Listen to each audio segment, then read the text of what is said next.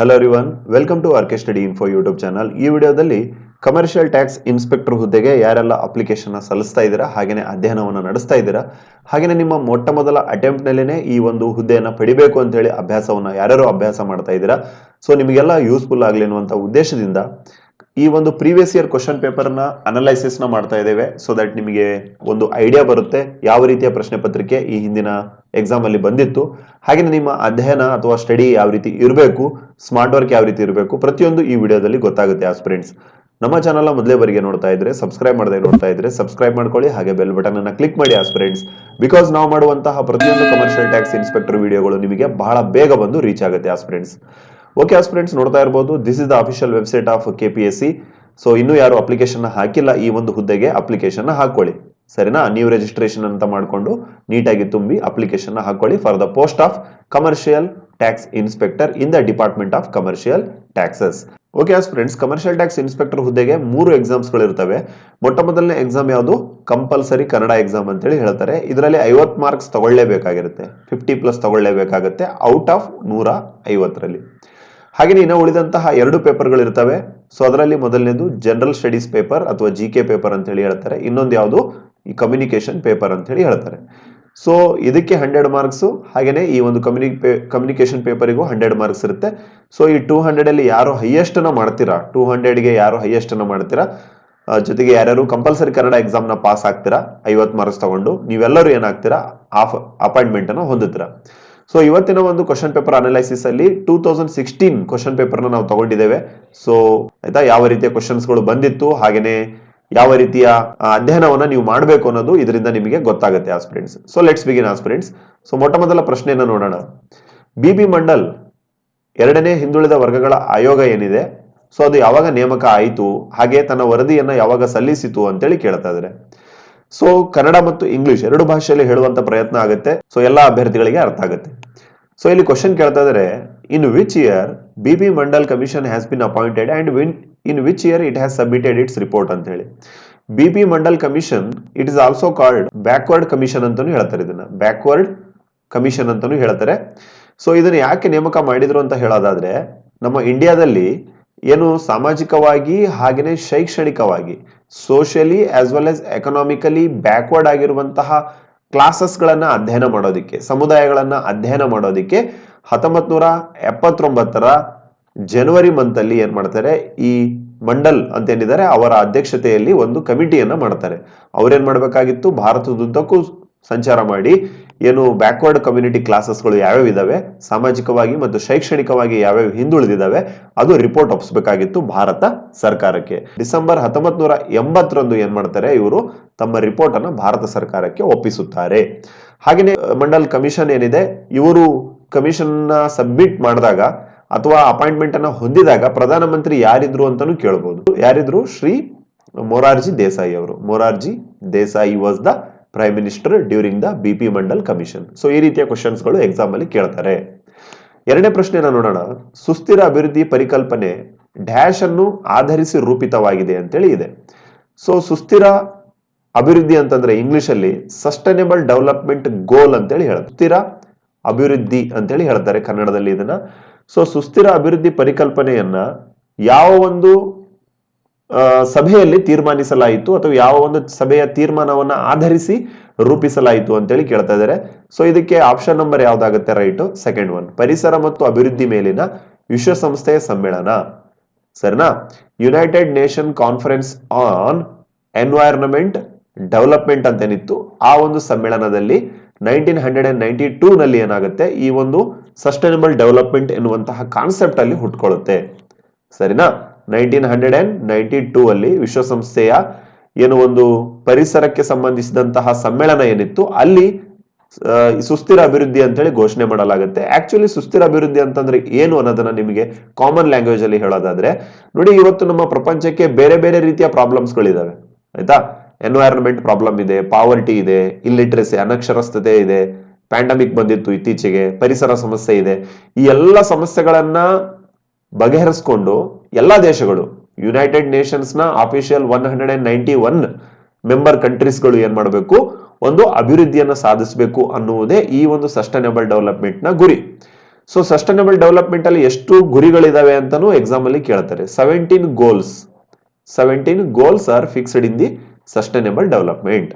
ಹಾಗೇನೆ ಫ್ರೆಂಡ್ಸ್, ಈ ಒಂದು ಸಸ್ಟೈನಬಲ್ ಡೆವಲಪ್ಮೆಂಟ್ ಗೋಲ್ ಏನಿದೆ ಅಲ್ವಾ, ಇದನ್ನ ಮಾನಿಟರ್ ಯಾವ್ದು ಮಾಡ್ತಾ ಇದೆ ಅಂತ ಹೇಳಿ ಕೇಳ್ತಾರೆ. ಮಾನಿಟರ್ ಅಂತಂದ್ರೇನು, ಮೇಲ್ವಿಚಾರಣೆ ಯಾವ್ದು ಮಾಡ್ತಾ ಇದೆ? International Monetary Fund. International Monetary Fund ಇಂದು ಹೆಡ್ ಕ್ವಾರ್ಟರ್ಸ್ ಅಲ್ಲಿ ಬರುತ್ತೆ, ವಾಷಿಂಗ್ಟನ್ DC, ಅಮೆರಿಕಾದಲ್ಲಿ. ಸೊ ಇಷ್ಟೆಲ್ಲ ಕಾನ್ಸೆಪ್ಟ್ಸ್ ಗಳು ನಿಮಗೆ ಗೊತ್ತಿರಬೇಕು ನೋಡಿ ಆಸ್ಪಿರೆಂಟ್ಸ್. ಸೊ ಈಗ ಮೂರನೇ ಪ್ರಶ್ನೆಯನ್ನ ನೋಡೋಣ. ಕೇಂದ್ರೀಯ ಶೇಖರಣಾ ಮಳಿಗೆ ನಿಗಮ ಸಂಸ್ಥಾಪನೆಯಾದ ದಿನಾಂಕ ಯಾವುದು ಅಂತೇಳಿ ಕೇಳ್ತಾ ಇದ್ದಾರೆ. ಇಂಗ್ಲಿಷ್ ಅಲ್ಲಿ ಹೇಳೋದಾದ್ರೆ ಸೆಂಟ್ರಲ್ ವೇರ್ ಹೌಸ್ ಕಮಿಷನ್. ಬಹಳ ಇಂಪಾರ್ಟೆಂಟ್ ಕಮಿಷನ್, ಬಿಕಾಸ್ ಇದನ್ನ ಮಿನಿ ರತ್ನ ಅಂತೇಳಿ ಹೇಳ್ತಾರೆ, ಅರ್ಥ ಮಾಡ್ಕೊಳ್ಳಿ. ಮಿನಿ ರತ್ನ ಕ್ಯಾಟಗರಿ 1A ಅಲ್ಲಿ ಇದನ್ನ ಇಟ್ಟಿದ್ದಾರೆ. ಹಾಗೇನೆ ಇದೊಂದು ಸಾಂವಿಧಾನಿಕ ಸಂಸ್ಥೆ. ಇದು ಸಾಂವಿಧಾನಿಕ ಸಂಸ್ಥೆ, ದಟ್ ಮೀನ್ಸ್ ಈ ಸ್ಟ್ಯಾಚ್ಯುಟರಿ ಬಾಡಿ ಅಂತೇಳಿ ಹೇಳ್ತಾರೆ ಇದನ್ನ. ಯಾವ್ದನ್ನ? ಕೇಂದ್ರೀಯ ಶೇಖರಣಾ ಮಳಿಗೆ, central warehouse corporation. So ಇದನ್ನ ಯಾವ ದಿನಾಂಕದಂದು ಸ್ಥಾಪನೆ ಮಾಡಲಾಯಿತು ಅಂತ ಹೇಳಿ ಕೇಳ್ತಾ ಇದ್ರೆ, ಸೊ ಆಪ್ಷನ್ ನಂಬರ್ 1 ಮಾರ್ಚ್ 2, 1957 ಅಲ್ಲಿ ಏನ್ ಮಾಡ್ತಾರೆ, ಇದನ್ನ ಎಸ್ಟಾಬ್ಲಿಷ್ಮೆಂಟ್ ಮಾಡ್ತಾರೆ. ಮಾರ್ಚ್ 2, 1957. ಹಾಗೇನೆ ಸೆಂಟ್ರಲ್ ವೇರ್ ಹೌಸ್ ಕಮಿಷನ್ ನಿಮ್ಗೆ ಗೊತ್ತಾಯ್ತು, ಇದನ್ನ ಮಿನಿರತ್ನ ಅಂತ ಹೇಳಿ ಕರೀತಾರೆ ಅಂತ ಗೊತ್ತಾಯ್ತು. ಕೆಟಗರಿ A1 ಅಲ್ಲಿ ಇಟ್ಟಿದ್ದಾರೆ ಅಂತ ಗೊತ್ತಾಯ್ತು. ಇವತ್ತಿಗೂ ಇವರ ವೆಬ್ಸೈಟ್ ಅನ್ನ ನೀವು ಓಪನ್ ಮಾಡಿ ನೋಡಿದ್ದೇ ಆಗಿದ್ರೆ central warehouse commission Miniratna A1 ಎನ್ನುವಂತ ಸರ್ಟಿಫಿಕೇಟ್ ನ ಇದಕ್ಕೆ ಕೊಟ್ಟಿದ್ದಾರೆ. ಹಾಗೇನೆ ಫ್ರೆಂಡ್ಸ್, ಈ ಸೆಂಟ್ರಲ್ ವೇರ್ ಹೌಸ್ ಕಮಿಷನ್ ಯಾವ ಒಂದು ಮಂತ್ರಾಲಯದ ಅಡಿಯಲ್ಲಿ ಕೆಲಸ ಮಾಡುತ್ತೆ ಅಂತ ಹೇಳಿ ಪ್ರಶ್ನೆಯನ್ನು ಸಹ ಕೇಳಬಹುದು. ಸೆಂಟ್ರಲ್ ವೇರ್ ಹೌಸ್ ಕಮಿಷನ್ ಯಾವ ಒಂದು ಮಿನಿಸ್ಟ್ರಿ ಅಂಡರ್ ಅಲ್ಲಿ ಬರುತ್ತೆ? So ministry of consumer affairs and food distribution department ಏನಿದೆ, ಆ ಒಂದು ಸಚಿವಾಲಯದ ಅಂಡರ್ ನಲ್ಲಿ ಬರುವಂತಹ ಒಂದು ಇಲಾಖೆ ಇದು. ಯಾವುದು? Central warehouse commission. Ministry of consumer affairs ಗ್ರಾಹಕರ ಒಂದು ಮಂತ್ರಾಲಯ, ಹಾಗೇನೆ ಆಹಾರ ಮತ್ತು ನಾಗರಿಕ ಸರಬರಾಜು ಕೇಂದ್ರ ಸರ್ಕಾರ ಏನಿದೆ ಅದರ ಅಂಡರ್ ನಲ್ಲಿ ಬರುವಂತಹ ಒಂದು ಸಂಸ್ಥೆ ಇದು central warehouse commission. So ಯಾವಾಗ ಸ್ಥಾಪನೆ ಆಯಿತು? 1957 ಅಲ್ಲಿ. ಸೊ ಇದರ ಮಿನಿಸ್ಟರ್ ಯಾರಿದ್ದಾರೆ ಈಗ? ಯೂನಿಯನ್ ಮಿನಿಸ್ಟರ್ ಶ್ರೀ ಪಿಯೂಷ್ ಗೋಯಲ್ ಅವರು. ಶ್ರೀ ಪಿಯೂಷ್ ಗೋಯಲ್ ಅವರು ಏನಿದ್ದಾರೆ ಈ ಸೆಂಟ್ರಲ್ ವೇರ್ ಹೌಸ್ ಕಮಿಷನ್ ಅಥವಾ consumer affairs food supply department ಏನಿದೆ ಅದರ ಒಂದು ಮಿನಿಸ್ಟರ್ ಆಗಿರ್ತಾರೆ. ಸೊ 4ನೇ ಪ್ರಶ್ನೆಯನ್ನು ನೋಡೋಣ. ಈ ಮುಂದಿನ ಯಾವ ನಿಯತಕಾಲಿಕ ಗಾಳಿಯು ಸಮುದ್ರದಿಂದ ಭೂಮಿಯ ಕಡೆಗೆ ಬೀಸಿ ಬೇಸಿಗೆ ಮುಂಗಾರನ್ನು ಉಂಟು ಮಾಡುತ್ತದೆ ಅಂತ ಇದೆ. ಸೊ ಇಂಗ್ಲಿಷ್ ಅಲ್ಲಿ ಹೇಳೋದಾದ್ರೆ, which of the following periodical wind blowing to sea to the land. ನೋಡಿ, ಫ್ರಮ್ ಸಿ ಟು ಲ್ಯಾಂಡ್, ಸಮುದ್ರದಿಂದ ಭೂಮಿಯ ಕಡೆಗೆ ಬೀಸುತ್ತೆ. Especially they bring the monsoon, summer monsoon in the India. ಸರಿನಾ? ಬೇಸಿಗೆ ಕಾಲದ ಮಳೆಯನ್ನು ತರ್ತಾ ಇದಾವೆ ಅಂತೇಳಿ ಇಲ್ಲಿ ಪ್ರಶ್ನೆಯನ್ನು ಕೇಳ್ತಾ ಇದ್ದಾರೆ. ಸೊ ಇದಕ್ಕೆ ರೈಟ್ ಆಪ್ಷನ್ ನಿಮಗೆ ಹೇಳೋದಾದ್ರೆ ಥರ್ಡ್ ಒನ್, ಸೌತ್ ವೆಸ್ಟ್ ಅಂತೇನಿದೆ ಅದು, ನೈಋತ್ಯ ಅಂತೇನಿದೆ ಅದು. ನೈಋತ್ಯ ಏನು ಗಾಳಿ ಇದೆ ಅಥವಾ ನೈಋತ್ಯ ನಿಯತಕಾಲಿಕ ಗಾಳಿ ಇದೆ, ಸೊ ಸಮುದ್ರದಿಂದ ಭೂಮಿಯ ಕಡೆಗೆ ಬೀಸಿ ನಮ್ಮ ದೇಶಕ್ಕೆ ಏನ್ ಮಾಡುತ್ತೆ, ಇದು ಮುಂಗಾರನ್ನು ತೆಗೆದುಕೊಂಡು ಬರುತ್ತೆ. ಸೊ ಇಕ್ವೇಟರ್ ಅಂತ ಹೇಳಿ ನಿಮ್ಗೆ ಗೊತ್ತಿರುತ್ತೆ, ಸಮಭಾಜಕ ವೃತ್ತ. ಸೊ ಸಮಭಾಜಕ ವೃತ್ತದ ಹತ್ರ ಇರುವಂತಹ ಗಾಳಿ ಏನಾಗುತ್ತೆ ಈ ಟೈಮ್ ಅಲ್ಲಿ, ಎಸ್ಪೆಷಲಿ ಇದು ಬರೋದು ಯಾವಾಗ? ಇದೇ ಮಂತ್ ಅಲ್ಲಿ, ಸೆಪ್ಟೆಂಬರ್ ನಿಂದ ಹಿಡ್ಕೊಂಡು ಅಕ್ಟೋಬರ್ ವರೆಗೂ ಈ ಒಂದು ಟೈಮಿಂಗ್ ಇರುತ್ತೆ ಇದ್ರದ್ದು. ಯಾವುದು? ಈ ಒಂದು ಸೌತ್ ವೆಸ್ಟ್ ವಿಂಡ್ ಇಂದು ಟೈಮಿಂಗ್ ಇದು, ಸೆಪ್ಟೆಂಬರ್ ಮತ್ತೆ ಅಕ್ಟೋಬರ್. ಈ ಈಕ್ವೇಟರ್ ಅಂತ ಏನ್ ಹೇಳ್ತಾ ಇದ್ವಿ, ಸಮಭಾಜಕ ವೃತ್ತದಿಂದ ಗಾಳಿ ಏನಾಗುತ್ತೆ, ನಮ್ಮ ಭಾರತದ ಮ್ಯಾಪ್ ಅನ್ನ ನೀವು ನೋಡಿರ್ತೀರ, ಸರಿನಾ? ಸೊ ಈ ಕಡೆ ಈ ಗುಜರಾತ್ ನಿಂದ ಏನು ಈ ಕಡೆ ಬೇ ಆಫ್ ಬೆಂಗಾಲ್ ಕಡೆ ಏನ್ ಮಾಡುತ್ತೆ, ಈ ಗಾಳಿ ಬೀಸ್ತಾ ಇರುತ್ತೆ. ಸೊ ಹಾಗಾಗಿ ಈ ಟೈಮಲ್ಲಿ ಸೌತ್ ವೆಸ್ಟ್ ಅಥವಾ ನೈಋತ್ಯ ಮಾರುತಗಳು ಕಾರ್ಯಾಚರಣೆಯನ್ನು ಮಾಡಿ ನಮಗೆ ಮಳೆ ನೀರನ್ನ ತಂದು ಕೊಡುತ್ತೆ ನಮ್ಮ ಪ್ರೀತಿಯ ಭಾರತಕ್ಕೆ, ಸರಿನಾ? ಸೊ ಈ ರೀತಿ ಅಧ್ಯಯನವನ್ನ ಮಾಡಬೇಕು ನೋಡಿ ಆಸ್ಪಿರೆಂಟ್ಸ್. ಸೊ ನೆಕ್ಸ್ಟ್ ಪ್ರಶ್ನೆಯನ್ನು ನೋಡೋಣ. 5ನೇ ಪ್ರಶ್ನೆ, ಬಹಳ ಇಂಪಾರ್ಟೆಂಟ್ ಪ್ರಶ್ನೆ, ನೋಡ್ತಾ ಇರಬಹುದು ನಿಮ್ಮ ಸ್ಕ್ರೀನ್ ಮೇಲೆ. The Kalasa Banduri water dispute, ಅರ್ಥ ಮಾಡ್ಕೊಳ್ಳಿ, Kalasa Banduri water dispute is in between which of the following state ಅಂತೇಳಿ ಕೇಳ್ತಾ ಇದ್ದಾರೆ. ಬಹಳ important question. So I hope ನಿಮ್ಗೆಲ್ಲ ಗೊತ್ತಿರುತ್ತೆ ಇದರ ಆನ್ಸರ್. ಕರ್ನಾಟಕ ಮತ್ತು ಗೋವಾ ಅಂತ, ಕರ್ನಾಟಕ, ಗೋವಾ, ಇವನ್ ಮಹಾರಾಷ್ಟ್ರ. ಸೊ ಈ 3 ರಾಜ್ಯಗಳಿಗೆ ಈ ಒಂದು ಪ್ರಾಬ್ಲಮ್ ಏನಿದೆ, ಕಳಸಾ ಬಂಡೂರಿ ವಾಟರ್ ಡಿಸ್ಪ್ಯೂಟ್ ಸಂಬಂಧಪಟ್ಟಿದೆ ನೋಡಿ ಆಸ್ಪಿರೆಂಟ್ಸ್.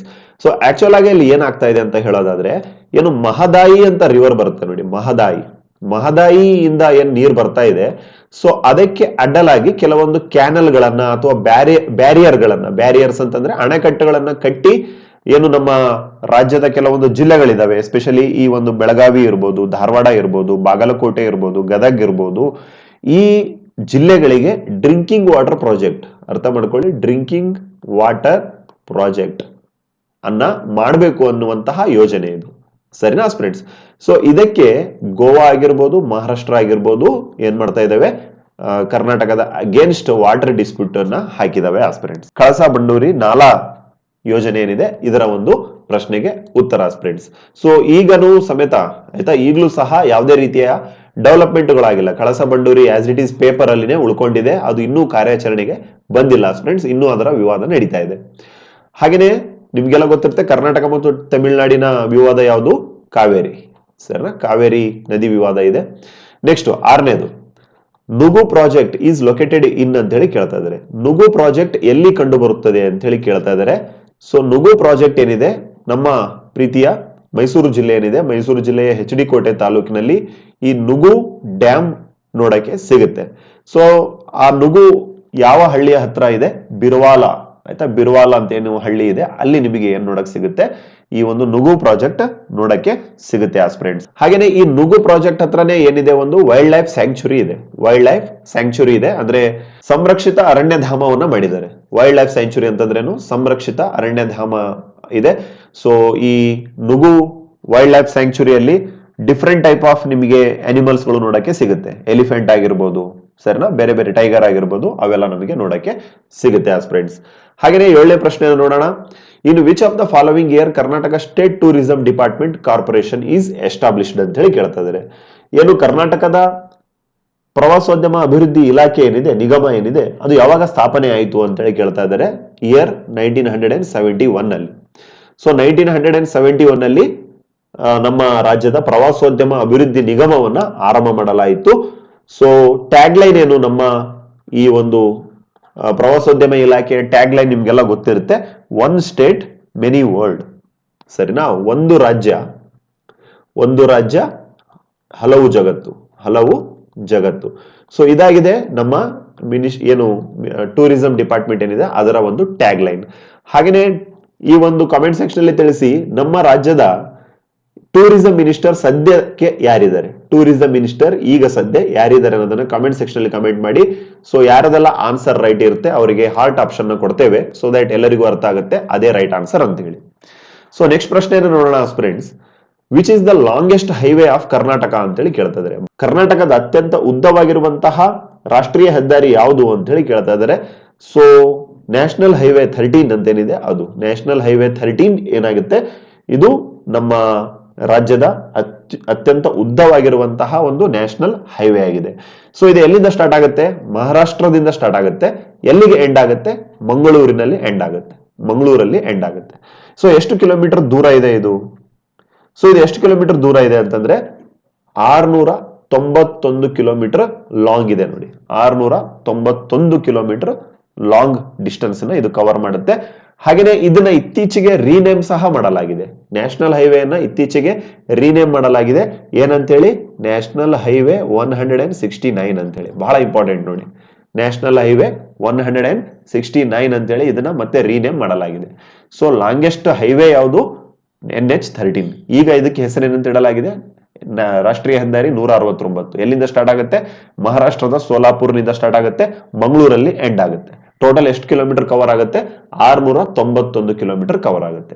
ಸೊ ಇದಾಯ್ತು ಕರ್ನಾಟಕದ್ದು. ಹಾಗಾದ್ರೆ ಇಂಡಿಯಾದ ಲಾಂಗೆಸ್ಟ್ ಯಾವುದು, ಇಂಡಿಯಾದ ಲಾಂಗೆಸ್ಟ್ NH ರೋಡ್ ಯಾವುದು ಅಂತ ನಿಮ್ಮನ್ನ ಕೇಳಿದ್ರೆ ಈ ಒಂದು NH44. ಸರಿನಾ, ನ್ಯಾಷನಲ್ ಹೈವೇ 44 ಏನಾಗುತ್ತೆ, ನ್ಯಾಷನಲ್ ಹೈವೇ 44 ಏನಾಗುತ್ತೆ, ಇಂಡಿಯಾದ ಲಾಂಗೆಸ್ಟ್ ಹೈವೇ ಇದು. ಸ್ಟಾರ್ಟಿಂಗ್ ಫ್ರಮ್ ಜಮ್ಮು ಕಾಶ್ಮೀರದಿಂದ ಹಿಡ್ಕೊಂಡು ಕನ್ಯಾಕುಮಾರಿಯವರೆಗೆ ಇದರ ಒಂದು ಡಿಸ್ಟೆನ್ಸ್ ಕವರ್ ಆಗುತ್ತೆ. ಸೊ ಟೋಟಲಿ 4112 ಕಿಲೋಮೀಟರ್ ಇದು ವ್ಯಾಪಿಸಿದೆ ಆಸ್ಪಿರೆಂಟ್ಸ್, ಜಮ್ಮು ಕಾಶ್ಮೀರದಿಂದ ಕನ್ಯಾಕುಮಾರಿಯವರೆಗೆ. ಸೊ ಇದನ್ನ ಈ ಹಿಂದೆ ಏನಂತ ಕರಿತಾ ಇದ್ರು, NH44 ಅನ್ನ NH7 ಅಂತ ಹೇಳಿ ಕರಿತಾ ಇದ್ರು, ನೆನ್ಪಿಟ್ಕೊಳ್ಳಿ. ಸೊ ಈ NH ರೋಡ್ಗಳನ್ನ ಮಾನಿಟರ್ ಮಾಡುವಂತಹ, ನೋಡ್ಕೊಳ್ಳುವಂತಹ ಕೆಲಸ ಯಾವುದು ಮಾಡುತ್ತೆ, ಈ National Highway Authority of India, NHAI. So ಗೊತ್ತಾಯ್ತು longest highway of Karnataka India ಯಾವುದು ಅಂತೇಳಿ. ನೋಡಿ, ಈ ರೀತಿ ಅಧ್ಯಯನ ಮಾಡಬೇಕಾಗತ್ತೆ. ನಮ್ಮ ಕರ್ನಾಟಕದ ಯಾವುದು, ಇಂಡಿಯಾದ ಯಾವುದು, ಈ ರೀತಿ. ಸೊ ಈಗ ನೋಡೋಣ 9ನೇದು. ಹೊಸ ಅಂದಾಜಿನ ಪ್ರಕಾರ ಕರ್ನಾಟಕ ರಾಜ್ಯದ 1ರಿಂದ 10ನೇ ತರಗತಿಯವರೆಗಿನ ಎಲ್ಲಾ ಪ್ರವರ್ಗಗಳ ವಿದ್ಯಾರ್ಥಿಗಳಲ್ಲಿ ಶಾಲೆ ತೊರೆಯುವ ಸಂಖ್ಯೆಯ ದರ 2009 ಮತ್ತೆ 10ರಲ್ಲಿ ಎಷ್ಟಿತ್ತು ಅಂತೇಳಿ ಇಲ್ಲಿ ನಿಮ್ಮನ್ನ ಪ್ರಶ್ನೆಯನ್ನು ಕೇಳ್ತಾ ಇದ್ದಾರೆ. ಸೊ ಇದಕ್ಕೆ ರೈಟ್ ಆಪ್ಷನ್ ಹೇಳೋದಾದ್ರೆ 46.62 ಅಂತೇನಿದೆ ಅದು 46.62. 2009 ಮತ್ತೆ 10ರಲ್ಲಿ 1ರಿಂದ 10ನೇ ತರಗತಿಯವರೆಗೆ ಶಾಲೆ ತೊರೆಯುವಂತಹ ಮಕ್ಕಳ ಪ್ರಮಾಣ ಇಷ್ಟಿತ್ತು. ಸೊ ಈಗಿನ ಒಂದು ವಿಚಾರಕ್ಕೆ ನಾವು ಮಾತನಾಡೋದಾದ್ರೆ ಈಗಿನ ಕರ್ನಾಟಕದ ರೇಟ್ ಇಡೀ ಇಂಡಿಯಾದಲ್ಲಿ ಎಷ್ಟಿದೆ ಅಂತ ನಿಮ್ಮನ್ನ ಯಾರಾದ್ರೂ ಕೇಳಿದ್ರೆ ಸೊ ಎಷ್ಟು ಪರ್ಸೆಂಟ್ ಇದೆ? ಕೇವಲ 14% ಇದು ಇಳ್ಕೊಂಡಿದೆ ಇಡೀ ಇಂಡಿಯಾದ ರ್ಯಾಂಕಿಂಗ್ ನ ನಾವು ನೋಡೋದಾದ್ರೆ. ಹಾಗೇನೆ ಈ ಒಂದು ಶಾಲೆಯ ಡ್ರಾಪ್ ಔಟ್ ಅಲ್ಲಿ ಮೊಟ್ಟ ಮೊದಲ ಸ್ಥಾನವನ್ನು ಪಡ್ಕೊಂಡಿರುವಂತಹ ರಾಜ್ಯ ಯಾವುದು ಅಂತ ಕೇಳೋದಾದ್ರೆ ಆಯ್ತಾ, ಅಂದ್ರೆ 1ರಿಂದ 10ನೇ ತರಗತಿ ಈ ಕ್ಲಾಸ್ ನಡುವೆ ಶಾಲೆಗಳನ್ನು ಬಿಡ್ತಾ ಇರ್ತಾರೆ ಮಕ್ಕಳು, 10ನೇ ತರಗತಿಯವರೆಗೂ ಹೋಗಲ್ಲ ಅವರು. ನಮ್ಮ ಕರ್ನಾಟಕ ಇಡೀ ಇಂಡಿಯಾದಲ್ಲಿ 14% ಅಷ್ಟು ಆಯ್ತಾ ಅದರ ಒಂದು ಡ್ರಾಪ್ ಔಟ್ ಪ್ರಮಾಣ ಇದೆ 2023ನ ತೆಗೆದು ನೋಡೋದಾದ್ರೆ. ಸೊ ಇದರಲ್ಲಿ ವರ್ಸ್ಟ್ ಪರ್ಫಾರ್ಮೆನ್ಸ್ ಯಾರ್ದು ಅಂತ ಹೇಳೋದಾದ್ರೆ ಬಿಹಾರ್ ಆಯ್ತಾ. ಬಿಹಾರ್ ಏನಿದೆ ಇದರಲ್ಲಿ ಸರಾಸರಿ 20%, ಆಲ್ಮೋಸ್ಟ್ 20-21% ಏನಿದೆ ಮಕ್ಕಳು ಏನ್ ಬಿಡ್ತಾರೆ ಶಾಲೆಯನ್ನ ಬಿಡ್ತಾ ಇದಾರೆ ಅಲ್ಲಿ. ಹಾಗೇನೆ ಲೋಯೆಸ್ಟ್ ಎಲ್ಲಿದೆ, ಶಾಲೆಯನ್ನೇ ಎಲ್ಲಿ ಬಿಡಲ್ಲ, 1ರಿಂದ 10ನೇ ತರಗತಿ ಶಾಲೆಯನ್ನ ಜಾಸ್ತಿ ಪ್ರಮಾಣದಲ್ಲಿ ಎಲ್ಲಿ ಬಿಡಲ್ಲ ಅಂತ ಕೇಳಿದ್ರೆ ಕೇರಳದಲ್ಲಿ. ಸರಿನಾ? Kerala is the number 1 state ಆಯ್ತಾ. ಇಲ್ಲಿ ಅಭ್ಯಾಸ ಮಾಡುವಂತಹ 1ರಿಂದ 10ನೇ ತರಗತಿಯ ಮಕ್ಕಳು ಜಾಸ್ತಿ ಶಾಲೆಯನ್ನು ಬಿಡೋದಿಲ್ಲ. ಸೊ ಅತಿ ಹೆಚ್ಚು ಶಾಲೆಯನ್ನು ಬಿಡುವಂತಹ ಸ್ಥಳ ಯಾವುದು? ಈ ಒಂದು ಬಿಹಾರ. ನಮ್ಮ ಕರ್ನಾಟಕದ್ದು ಎಷ್ಟಿದೆ? 14% ಇದೆ. ಸೊ ಇದೆಲ್ಲ ನೆನ್ಪಿಟ್ಕೊಳ್ಳಿ ಆಸ್ಪಿರೆಂಟ್. ನೆಕ್ಸ್ಟ್ ಪ್ರಶ್ನೆಯನ್ನು ನೋಡೋಣ, 10ನೇ ಪ್ರಶ್ನೆಯನ್ನ. ಐ ಹೋಪ್ ನಿಮಗೆ ಪ್ರತಿಯೊಂದು ಕ್ವಶನ್ಸ್ ಗಳು ಅರ್ಥ ಆಗ್ತಾ ಇದಾವೆ. ಓಕೆ ಆಸ್ಪಿರೆಂಟ್ಸ್, ನೆಕ್ಸ್ಟ್ ಪ್ರಶ್ನೆಯನ್ನು ನೋಡೋಣ. ಹೀಲಿಯೋಫೈಟ್ಗಳ ಸಸ್ಯಗಳ ಸಮೂಹವಾಗಿ ಡ್ಯಾಶ್ ಅಂತೇಳಿ ಕೇಳ್ತಾ ಇದ್ದಾರೆ. Heliophytes are group of plants that. Heliophytes ಏನು ಅಂತ ಹೇಳಿ ಕೇಳ್ತಾ ಇದ್ದಾರೆ. ನೋಡಿ, ಹೀಲಿಯೋಫೈಟ್ಸ್ ಆಸ್ ವೆಲ್ ಆಸ್ ಈ ಒಂದು ಸಿಯೋಫೈಟ್ಸ್ ಅಂತ ಬರುತ್ತೆ. ಹೀಲಿಯೋಫೈಟ್ಸ್ ಹಾಗೇನೆ ಸಿಯೋಫೈಟ್ಸ್ ಅಂತ ಬರುತ್ತೆ, ಸಿಯೋ. ಸೊ ಹೀಲಿಯೋಫೈಟ್ಸ್ ಅಂಡ್ ಸಿಯೋಫೈಟ್ಸ್ ನ ಡಿಫರೆನ್ಸ್ ಏನಂತ ಹೇಳೋದಾದ್ರೆ ಹೀಲಿಯೋಫೈಟ್ಸ್ ಸಂಪೂರ್ಣವಾಗಿ ಸೌರ ಬೆಳಕಿನಲ್ಲಿ ಅತ್ಯುತ್ತಮವಾಗಿ ಕಾರ್ಯಾಚರಣೆಯನ್ನು ಮಾಡುತ್ತೆ, ಹಾಗೇನೆ ಬೆಳಕೊಂಡು ಹೋಗುತ್ತೆ. ಇದು perform best under the full sunlight. ಇದಕ್ಕೆ ಬೆಳಿಬೇಕಂತಂದ್ರೆ ಸನ್ಲೈಟ್ ಬೇಕೇ ಬೇಕು. ಯಾವುದಕ್ಕೆ? ಹೀಲಿಯೋಫೈಟ್ ಗಳಿಗೆ. ಹಾಗೇನೆ ಇನ್ನೊಂದು ಹೇಳ್ತಾ ಇದ್ವಿ ನಿಮಗೆ, ಸಿಯೋಫೈಟ್ ಅಂತೇಳಿ. ಏನು? ಸಿಯೋಫೈಟ್ ಅಂತೇಳಿ. ಸಿಯೋಫೈಟ್ಗೆ ಬಹಳ ಕಡಿಮೆ ಪ್ರಮಾಣದಲ್ಲಿ, ಲೋ ಪ್ರಮಾಣದಲ್ಲಿ ಸನ್ಲೈಟ್ಗಳು ಬೇಕು. ಇವೆಲ್ಲೆಲ್ಲ ಇಲ್ಲಿ ಬೆಳಿತವೆ? ಈ ನಮ್ಮ ವೆಸ್ಟರ್ನ್ ಘಾಟ್ಸ್ ಇರ್ಬೋದು, ಹಿಮಾಲಯ ಇರ್ಬೋದು, ಅಲ್ಲಿ ನೋಡಕ್ಕೆ ಸಿಗುತ್ತೆ. ಯಾವುದು? ಸಿಯೋಫೈಟ್ಗಳು. ಸಿಯೋಫೈಟ್ಗಳು. ಹಾಗೇನೆ ಹೀಲಿಯೋಫೈಟ್ಗಳು ಎಲ್ಲಿ ಸಿಗುತ್ತೆ? ಅತ್ಯಂತ ಹೆಚ್ಚು ಸೂರ್ಯನ ಬೆಳಕು ಎಲ್ಲಿ ಬೀಳುತ್ತೆ ಅಂತಹ ಜಾಗಗಳಲ್ಲಿ ಈ ಒಂದು ಹೀಲಿಯೋಫೈಟ್ಗಳು ನೋಡಕ್ಕೆ ಸಿಗುತ್ತೆ ಆಸ್ಪಿರೆಂಟ್ಸ್. ಸೊ ಇದನ್ನೆಲ್ಲ ಎಲ್ಲಿ ಕೊಟ್ಟಿರ್ತಾರೆ ಸರ್? ಇದನ್ನೆಲ್ಲ ಎಲ್ಲಿಂದ ಓದ್ಕೋಬೇಕು ಅಂತ ಹೇಳೋದಾದ್ರೆ 5ನೇ ಕ್ಲಾಸಿಂದ 10ನೇ ತರಗತಿಯ NCERT ಪುಸ್ತಕಗಳನ್ನ ಓದ್ಕೋಬೇಕಾಗತ್ತೆ. ಸೊ ನಿಮಗೆ ಬೇಕು ಅಂತಂತಂದ್ರೆ ಹೇಳಿ, ಈ ವಿಜ್ಞಾನ, ಪರಿಸರ ವಿಜ್ಞಾನ, ಸಮಾಜ, science, EVS as well as social, ಇದನ್ನೆಲ್ಲವನ್ನ ನಮ್ಮ ಚಾನಲ್ ಕಡೆಯಿಂದ ನಿಮಗೆ ಅಪ್ಲೋಡ್ ಅನ್ನ ಮಾಡ್ತೇವೆ ಆಯ್ತಾ. ಕ್ಲಾಸಸ್ಗಳನ್ನ ಮಾಡಿ ಅಪ್ಲೋಡ್ ಮಾಡ್ತೇವೆ. NCERT ಬಹಳ ಇಂಪಾರ್ಟೆಂಟ್, ಅಲ್ಲಿಂದನೇ ಇವೆಲ್ಲ ಕವರ್ ಆಗಿದೆ. ಸೊ ಗೊತ್ತಾಯ್ತು ಹೀಲಿಯೋಫೈಟ್ ಅಂದ್ರೇನು, ಸಿಯೋಫೈಟ್ ಅಂತಂದ್ರೆ ಏನು ಅಂತ ಹೇಳಿ. ಭೂಮಿಯ ಮೇಲೆ ಡ್ಯಾಶ್ ಕಿಲೋಮೀಟರ್ ವರೆಗೆ ಹವಾಗೋಳವು ವಿಸ್ತರಿಸಿರುವುದು ಅಂತೇಳಿ ಕೇಳ್ತಿದ್ದಾರೆ. ಇಂಗ್ಲಿಷ್ ಅಲ್ಲಿ ಹವಾಗೋಳಕ್ಕೆ ಏನಂತ ಹೇಳ್ತಾರೆ? ಟ್ರೋಪೋಸ್ಪಿಯರ್ ಅಂತೇಳಿ ಹೇಳ್ತಾರೆ. ಟ್ರೋಪೋಸ್ಫಿಯರ್ ಅಂತೇಳಿ ಹೇಳ್ತಾರೆ. ಸೊ ವಾಯುಗೋಳದಲ್ಲಿ ಟೋಟಲಿ ಎಷ್ಟು ಲೇಯರ್ಸ್ ಗಳು ನಮಗೆ ನೋಡಕ್ ಸಿಗುತ್ತೆ? ವಾಯುಗೋಳದಲ್ಲಿ ಟೋಟಲ್ ಆಗಿ 5 ಲೇಯರ್ಗಳು, 5 ಸ್ತರಗಳು ನಮಗೆ ನೋಡಕ್ಕೆ ಸಿಗುತ್ತೆ. ಬಹಳ ಸಲ ಎಕ್ಸಾಮ್ ಅಲ್ಲಿ ಕೇಳ್ತಾರೆ, ಇದ್ರ ಮೇಲೆ ಪಕ್ಕ ಒಂದಿಲ್ಲ ಒಂದು ಕ್ವಶನ್ ಕೇಳಿರ್ತಾರೆ. ಸೊ ಇದನ್ನ ಆರ್ಡರ್ ಅಲ್ಲಿ ನೀವು ನೆನ್ಪಿಟ್ಕೋಬೇಕಾಗತ್ತೆ. ಆರ್ಡರ್ ಅಲ್ಲಿ ಅಂತಂದ್ರೆ ಕ್ರಮಬದ್ಧವಾಗಿ ನೆನ್ಪಿಟ್ಕೋಬೇಕಾಗತ್ತೆ. ಸೊ ಫಸ್ಟ್ ಒನ್ ಬರೋದು ಯಾವುದು ಅಂತಂತಂದ್ರೆ ಈ ಒಂದು ಟ್ರೋಪೋಸ್ಪಿಯರ್ ಅಂತೇಳಿ ಹೇಳ್ತಾರೆ. ಟ್ರೋಪೋಸ್ಪಿಯರ್ ಅಂತೇಳಿ ಹೇಳ್ತಾರೆ. ಎರಡನೇದು ಯಾವುದು? ಸ್ಟ್ರಾಟೋಸ್ಪಿಯರ್ ಅಂತೇಳಿ ಹೇಳ್ತಾರೆ. ಹಾಗೇನೆ ಮಿಸೋಸ್ಪಿಯರ್ ಅಂತೇಳಿ ಹೇಳ್ತಾರೆ. ಹಾಗೇನೆ 4ನೇ ಸ್ತರದಲ್ಲಿ ಯಾವ್ದು ಬರುತ್ತೆ? ಈ ಒಂದು ಥರ್ಮೋಸ್ಪಿಯರ್ ಅಂತೇಳಿ ಬರುತ್ತೆ. ಹಾಗೇನೆ 5ನೇ ಪ್ಲೇಸ್ ಅಲ್ಲಿ ಯಾವ್ದು ಬರುತ್ತೆ? ಎಕ್ಸೋಸ್ಫಿಯರ್ ಅಂತೇಳಿ ಬರುತ್ತೆ. ಸೊ ಈ ಟ್ರೋಪೋಸ್ಪಿಯರ್ ಏನಿದೆ ಅಲ್ವಾ ಸ್ಟೂಡೆಂಟ್ಸ್, ನಮ್ಮ ಭೂಮಿಯಿಂದ ಸಮುದ್ರ ಮೇಲ್ಮೈ ಏನಿದೆ ಅಲ್ಲಿಂದ ಸ್ಟಾರ್ಟ್ ಆಗುತ್ತೆ. ಸೊ ಅಲ್ಲಿಂದ ಸುಮಾರು 16ರಿಂದ 15 ಕಿಲೋಮೀಟರ್ ವರೆಗೆ ವ್ಯಾಪಿಸಿರುತ್ತೆ. ಯಾವುದು? ಟ್ರೋಪೋಸ್ಪಿಯರ್. ಸ್ಟ್ರಾಟೋಸ್ಪಿಯರ್ ಎಲ್ಲಿಂದ ಸ್ಟಾರ್ಟ್ ಆಗುತ್ತೆ? ಸ್ಟ್ರಾಟೋಸ್ಪಿಯರ್ ಏನು ಇಲ್ಲಿಂದ 15 ಕಿಲೋಮೀಟರ್ ಅಂತ ಅನ್ಕೊಂಡ್ರೆ 15ರಿಂದ 16 ಅಥವಾ 17 ಕಿಲೋಮೀಟರ್ ವರೆಗೆ ಇದು ವ್ಯಾಪಿಸಿರುತ್ತೆ. ಯಾವುದು? ಸ್ಟ್ರಾಟೋಸ್ಪಿಯರ್. ಹಾಗೆ ಮಿಸೋಸ್ಪಿಯರ್ ಅಂತ ಏನಿದೆ ಅದು 50 ಕಿಲೋಮೀಟರ್ ವರೆಗೂ ವ್ಯಾಪಿಸಿರುತ್ತೆ. ಥರ್ಮೋಸ್ಪಿಯರ್ ಅಂತ ಏನಿದೆ 80 ಕಿಲೋಮೀಟರ್ ವರೆಗೂ ವ್ಯಾಪಿಸಿರುತ್ತೆ. ಎಕ್ಸೋಸ್ಪಿಯರ್ ಏನು ಈ ಒಂದು ಭೂಮಿಯಿಂದ ಸರಿಸುಮಾರು 10,000 ಕಿಲೋಮೀಟರ್ ವರೆಗೂ ಇದು ವ್ಯಾಪಿಸಿರುತ್ತೆ ಆಸ್ಪಿರೆಂಟ್ಸ್. ಪ್ರಶ್ನೆ ಏನ್ ಕೇಳಿದ್ರು ಅಂತ ಹೇಳೋದಾದ್ರೆ ಭೂಮಿಯ ಮೇಲೆ ಎಷ್ಟು ಕಿಲೋಮೀಟರ್ಗಳವರೆಗೆ ಈ ಒಂದು ಹವಾಗೋಳಕ್ಕೆ ಕನ್ನಡದಲ್ಲಿ ಇಂಗ್ಲಿಷ್ ಅಲ್ಲಿ ಏನಂತ ಹೇಳ್ತಾರೆ, ಟ್ರೋಪೋಸ್ಪಿಯರ್ ಎಷ್ಟು ಕಿಲೋಮೀಟರ್ ವರೆಗೆ ವ್ಯಾಪಿಸಿದೆ ಅಂತ ಹೇಳಿ ಕೇಳಿದ್ದಾರೆ. ಸೊ ಭೂಮಿಯ ಮೇಲೆ ಬರುವಂತಹ ಮೊಟ್ಟ ಮೊದಲ ವಾಯುಗೋಳ ಯಾವುದು? ಈ ಒಂದು ಹವಾಗೋಳ. ಸೊ ಇದರ ರೈಟ್ ಆಪ್ಷನ್ ಯಾವ್ದಾಗುತ್ತೆ? ಐ ಹೋಪ್ ನಿಮ್ಗೆ ಈಗ ಗೊತ್ತಾಗಿರುತ್ತೆ ಯಾವುದು. 8 ರಿಂದ 12 ಅಂತ ಏನಿದೆ ಅದು 8 ರಿಂದ 12. ನಾವು ನಿಮ್ಗೆ ಹೇಳ್ತಾ ಇದ್ವಿ ಬಿಗಿನಿಂಗ್ ನಿಂದ 16 ಕಿಲೋಮೀಟರ್ ವರೆಗೆ ಯಾವ್ದಿರುತ್ತೆ? ಈ ಒಂದು ಹವಾಗೋಳ ಇರುತ್ತೆ ಅಂತೇಳಿ, ಹವಾಗೋಳ ಅಥವಾ ಟ್ರೋಪೋಸ್ಪಿಯರ್. ಸೊ ನೆಕ್ಸ್ಟ್ ಪ್ರಶ್ನೆ ಒನ್ಸ್ ಅಗೇನ್ ಹವಾಗೋಳಕ್ಕೆ ಸಂಬಂಧಪಟ್ಟಂಗೆ, ಅಟ್ಮಾಸ್ಫಿಯರ್ಗೆ ಸಂಬಂಧಪಟ್ಟಂಗೆ, ಹವಾಗೋಳದಲ್ಲಿನ ವಾಯುಭಾರವ ಎತ್ತರ ಹೆಚ್ಚಿದಂತೆಲ್ಲ ಅಲ್ಲಿ ಏನಾಗುತ್ತೆ ಅಂತ ಹೇಳಿ ಕೇಳ್ತಾರೆ. ಸರಿನಾ? ಸೊ ನೀವೇನ್ ಮಾಡ್ತೀರಾ, ಈ ಒಂದು ಅಟ್ಮಾಸ್ಫಿಯರ್ ಅಲ್ಲಿ ಮೇಲೆ ಹೋಗ್ತೀರಾ, ಆಯ್ತಾ, ಆಲ್ಟಿಟ್ಯೂಡ್, ಹೈ ಆಲ್ಟಿಟ್ಯೂಡ್ಗೆ ಹೋಗ್ತೀರಾ. ಫಾರ್ ಎಕ್ಸಾಂಪಲ್ ಈಗ ಹಿಮಾಲಯ ಇದೆ. ಸೊ ಹಿಮಾಲಯದ ಮೇಲೆ ನೀವು ಹೋಗ್ತಾ ಹೋಗ್ತಾ ಹೋಗ್ತಾ ಅಲ್ಲಿ ಏರ್ ಪ್ರೆಷರ್ ಯಾವ ರೀತಿ ಇರುತ್ತೆ ಅಂತ ಹೇಳಿ ಕೇಳ್ತಾ ಇದಾರೆ. ಜಾಸ್ತಿ ಆಗುತ್ತಾ ಕಡಿಮೆ ಆಗುತ್ತಾ ಅಂತ ಹೇಳಿ ಕೇಳ್ತಾ ಇದಾರೆ. ಸೊ ಇದಕ್ಕೆ ರೈಟ್ ಆಪ್ಷನ್ ಯಾವುದು? ಕಡಿಮೆ ಆಗುವುದು, ಡಿಕ್ರೀಸಸ್. ಏನಾಗುತ್ತೆ ಆಸ್ಪಿರೆಂಟ್ಸ್? ಡಿಕ್ರೀಸ್ ಆಗುತ್ತೆ. ಸೊ ವೆನ್ ಯು ಗೋ, ಆಯ್ತಾ, ಫಾರ್ ಎಕ್ಸಾಂಪಲ್ ಈಗ ಹಿಮಾಲಯ ಅಂತಂದ್ರೆ ಹಿಮಾಲಯದ ಮೇಲೆ ನೀವು ಹೋದಂಗೆಲ್ಲ ಏನಾಗುತ್ತೆ ಆಸ್ಪಿರೆಂಟ್ಸ್? ಈ ಅಟ್ಮಾಸ್ಫಿಯರ್, ಇಷ್ಟೊತ್ತು ನಾವು ಹೇಳಿದ್ವಲ್ವಾ, troposphere, stratosphere, mesosphere, thermosphere, exosphere, ಇದೇ ಆರ್ಡರ್ ಅಲ್ಲಿ ನೆನ್ಪಿಟ್ಕೊಳ್ಳಿ. ಇದ್ರ ಮೇಲೆ ಒಂದು ಎಕ್ಸಾಮ್ ಅಲ್ಲಿ ಕೇಳ್ತಾರೆ. ಸೊ ಮೇಲೆ ಹೋದಂಗೆಲ್ಲ, ಎಕ್ಸೋಸ್ಪಿಯರ್ಗೆ ಹೋದಂಗೆಲ್ಲ ನಿಮ್ದು ಏನಾಗುತ್ತೆ, ಟೋಟಲಿ ಅಲ್ಲಿ ಗಾಳಿ ಅಥವಾ ಏರ್ ಪ್ರೆಷರ್ ಯಾವುದೇ ರೀತಿ ಕೆಲಸ ಮಾಡೋದಿಲ್ಲ. ಹಾಗಾಗಿ ಮೇಲೆ ಹೋಗುವಂತಹ ಎಲ್ಲ ರಾಕೆಟ್ಗಳು, ಆಸ್ಟ್ರೋನಾಟ್ಗಳು ಏನ್ ಮಾಡ್ತಾರೆ, ಅವರು ನೋಡಿ ಈ ಸ್ಪೇಸ್ ಸೂಟ್ ಎಲ್ಲ ಹಾಕೊಂಡು ಅವ್ರು ಏನ್ ಮಾಡ್ತಾ ಇರ್ತಾರೆ, ತೇಲ್ತಾ ಇರ್ತಾರೆ. ಬಿಕಾಸ್ ಅಲ್ಲಿ ಯಾವುದೇ ರೀತಿ ಪ್ರೆಷರ್ ಇರೋದಿಲ್ಲ, ಒತ್ತಡ ಇರೋದಿಲ್ಲ. ಸರಿನಾ ಫ್ರೆಂಡ್ಸ್? ಎಲ್ಲಿ ಮೇಲೆ ಹೋದಂಗೆಲ್ಲ, ಹವಾಗೋಳದ ಮೇಲೆ ಎತ್ತರ ಹೆಚ್ಚಿದಂತೆಲ್ಲ ಈ ಒಂದು ಹವಾಗೋಳದಲ್ಲಿನ ಭಾರ ಅಥವಾ ಏನು ಪ್ರೆಷರ್ ಇರುತ್ತೆ ಅದು ಅತ್ಯಂತ ಕಡಿಮೆ ಆಗುತ್ತೆ, ಡಿಕ್ರೀಸ್ ಆಗುತ್ತೆ. ಹಾಗೇನೆ ಒನ್ಸ್ ಅಗೇನ್ ಈ ಒಂದು ಹವಾಗೋಳಕ್ಕೆ ಸಂಬಂಧಪಟ್ಟಂಗೆ, ಅಟ್ಮಾಸ್ಫಿಯರ್ ಲೇಯರ್ಗೆ ಸಂಬಂಧಪಟ್ಟಂಗೆ ಒಂದು ಪ್ರಶ್ನೆ ಬರ್ತಾ ಇದೆ, ನೋಡ್ತಾ ಇರಬಹುದು. ಓಝೋನ್ ಪದರವು ಇರುವುದು ಎಲ್ಲಿ ಅಂತ ಹೇಳಿ ಕೇಳ್ತಾ ಇದ್ದಾರೆ. ಓಝೋನ್ ಲೇಯರ್ ಎಲ್ಲಿ ನೋಡಕ್ಕೆ ಸಿಗುತ್ತೆ ಅಂತ ಹೇಳಿ ಕೇಳ್ತಾ ಇದ್ದಾರೆ. ನೋಡಿ, ಸ್ಟ್ರಾಟೋಸ್ಪಿಯರ್ ಅಲ್ಲಿ ನೋಡಕ್ಕೆ. ಸೊ ಈ ಸ್ಟ್ರಾಟೋಸ್ಪಿಯರಿಗೆ ಕನ್ನಡದಲ್ಲಿ ಏನಂತ ಕರೀತಾರೆ ಫ್ರೆಂಡ್ಸ್? ಸ್ಟ್ರಾಟೋಸ್ಪಿಯರಿಗೆ ವಾಯುಗೋಳ, ಆಯ್ತಾ, ವಾಯುಗೋಳ. ಯಾವುದು? ಸ್ಟ್ರಾಟೋಸ್ಪಿಯರ್. ಸೊ ಇಲ್ಲಿ ವಾಯುಗೋಳ ಅನ್ನೋದು ಕೊಟ್ಟಿಲ್ಲ. ಸೊ ಯಾವ್ದು ಆನ್ಸರ್ ರೈಟ್ ಆಗುತ್ತೆ ಅಂತ ಹೇಳೋದಾದ್ರೆ ಟ್ರೋಪೋಸ್ಪಿಯರ್, ಹವಾಗೋಳ ಅಂತೇನಿದೆ ಅದರಲ್ಲಿ. ಸರಿನಾ? ಹವಾಗೋಳ ಅಂತೇನಿದೆ ಅದರಲ್ಲಿ. ಸೊ ಇಂಗ್ಲಿಷ್ ಅಲ್ಲಿ ಇದರ ಟ್ರಾನ್ಸ್ಲೇಷನ್ ಕರೆಕ್ಟ್ ಆಗಿದೆ, ನೋಡ್ತಾ ಇರಬಹುದು. ಈ 13ನೇ ಪ್ರಶ್ನೆಯನ್ನು ನೋಡೋದಾದ್ರೆ, ಓಝೋನ್ ಲೇಯರ್ ಇಸ್ ಸಿಚುಯೇಟೆಡ್ ಇನ್, ಯಾವ ಒಂದು ಓಝೋನ್ ಲೇಯರ್ ಅಲ್ಲಿ ಸಿಚುಯೇಟ್ ಆಗಿದೆ? ನೋಡಿ, ಆಕ್ಚುಲಿ ಓಝೋನ್ ಲೇಯರ್ ಬರೋದು ಎಲ್ಲಿ? ಈ ಒಂದು ಸ್ಟ್ರಾಟೋಸ್ಪಿಯರ್ ಅಲ್ಲಿ. ಸ್ಟ್ರಾಟೋಸ್ಪಿಯರ್ ಅಲ್ಲಿ ಇಲ್ಲಿ ಬರ್ದಿದ್ವಲ್ವಾ ನಾವು, ಸ್ಟ್ರಾಟೋಸ್ಪಿಯರ್ ನೋಡ್ತಾ ಇರಬಹುದು, ಸ್ಟ್ರಾಟೋಸ್ಪಿಯರ್. ಸೊ ಅಲ್ಲಿ ಯಾಕೆ ಆ ಆಪ್ಷನ್ ಕೊಟ್ಟಿಲ್ಲ ಅಂತ ಹೇಳೋದಾದ್ರೆ, ನೋಡಿ ಸ್ಟ್ರಾಟೋಸ್ಪಿಯರ್ ಅಲ್ಲಿ 99% ಅಥವಾ 90% ಏನಾಗುತ್ತೆ, ಈ ಓಝೋನ್ ಕಂಡು ಬರುತ್ತೆ. ಸೈಂಟಿಫಿಕಲಿ ಹೇಳೋದಾದ್ರೆ ಸ್ಟ್ರಾಟೋಸ್ಪಿಯರ್ ಅಲ್ಲಿ ಎಷ್ಟು ಪರ್ಸೆಂಟ್ ಕಂಡು ಬರುತ್ತೆ? 90%. ಇನ್ನು 10% ಎಲ್ಲಿ ಕಂಡು ಬರುತ್ತೆ? ಭೂಮಿಯ ಮೊಟ್ಟ ಮೊದಲ ವಾಯುಗೋಳದ ಮೊಟ್ಟ ಮೊದಲ ಏನು ಒಂದು ಗೋಳ ಇದೆ, ಟ್ರೋಪೋಸ್ಪಿಯರ್. ಸೊ ಅಲ್ಲಿ ನೋಡಕ್ಕೆ ಸಿಗುತ್ತೆ. ಸೊ ಇದರ ರೈಟ್ ಆಪ್ಷನ್ ಯಾವ್ದಾಗುತ್ತೆ? ಈಗ ಒಂದು ಆಪ್ಷನ್ ಗಳಲ್ಲಿ ಹೇಳೋದಾದ್ರೆ ಫಸ್ಟ್ ಒನ್ ಟ್ರೋಪೋಸ್ಪಿಯರ್. ಕನ್ನಡದಲ್ಲಿ ಏನಂತ ಹೇಳ್ತಾರೆ ಟ್ರೋಪೋಸ್ಪಿಯರಿಗೆ? ಹವಾಗೋಳ. ಸೊ ಹವಾಗೋಳದಲ್ಲಿ ಎಷ್ಟು ಪರ್ಸೆಂಟ್ ಇರುತ್ತೆ ಅಂತ ಹೇಳಿದ್ವಿ ನಾವು? 10%. ಇನ್ನು ಉಳಿದಿರುವಂತ 90% ಎಲ್ಲಿರುತ್ತೆ? ಸ್ಟ್ರಾಟೋಸ್ಪಿಯರ್. ಸ್ಟ್ರಾಟೋಸ್ಪಿಯರ್ಗೆ ಕನ್ನಡದಲ್ಲಿ ಏನಂತ ಹೇಳ್ತಾರೆ? ವಾಯುಗೋಳ ಅಥವಾ ವಾಯು ಮಂಡಲ ಅಂತ ಹೇಳಿ ಹೇಳ್ತಾರೆ ಆಸ್ಪಿರೆಂಟ್ಸ್, ನೆನ್ಪಿಟ್ಕೊಳ್ಳಿ. ಹಾಗೇನೆ 14ನೇ ಪ್ರಶ್ನೆಯನ್ನು ನೋಡೋಣ.